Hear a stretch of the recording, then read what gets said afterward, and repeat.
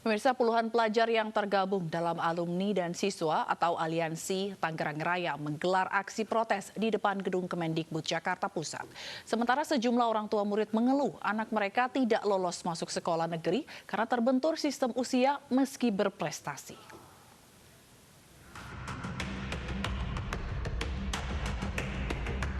Puluhan pelajar yang tergabung dalam alumni dan siswa Aliansi Tangerang Raya melakukan aksi demonstrasi terkait kebijakan penerimaan peserta didik baru PPDB di depan gedung Kemendikbud Rabu siang. Massa memprotes sistem PPDB dengan sistem penerimaan berdasarkan usia. Menurut mereka, murid yang lebih tua lebih diuntungkan dalam PPDB tahun ini. Mereka mendesak Menteri Pendidikan dan Kebudayaan Nadiem Makarim untuk mengkaji ulang PPDB dengan sistem jalur zonasi berdasarkan usia.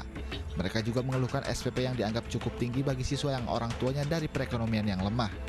Poin pertama dari PPDB, jalur zonasi yang dicampur nggak sesuai sama umur. Dan yang poin kedua itu, mungkin dari SPP minta dihapusin atau diminimalisir karena udah 3 bulan ini kan pelajar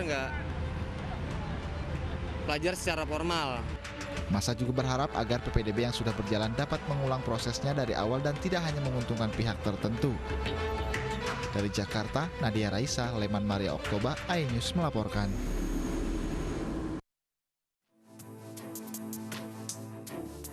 Dari sejumlah calon siswa yang kecewa karena tidak lolos masuk sekolah negeri adalah Rifki Syadik Abdullah.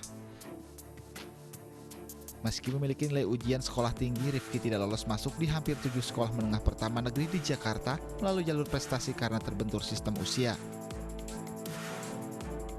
Ibunda Rifki, Aldina Dewi Yulianti, mengeluhkan sistem usia yang saat ini diterapkan dalam seleksi penerimaan peserta didik baru.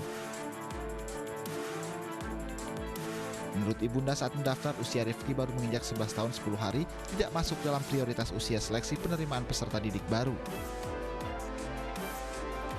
Untuk bisa mendaftar di sekolah manapun, kelempar sampai 7 kali saya daftarin sekolah.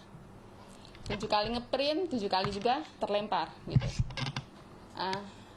Saya berpikir, lah ini jalur apa lagi gitu yang harus saya masukin, karena kan ini sudah tahap yang terakhir untuk yang ini. Nah, sementara ini ada lagi, setelah itu masuk ada yang namanya Bina RW. Kembali lagi saya nggak punya harapan. Kenapa? Karena Bina RW itu kembali lagi usia. Walaupun anak saya nilainya mungkin mencukupi, tapi karena usia tetap tidak bisa masuk ke sekolah negeri yang dia tuju gitu.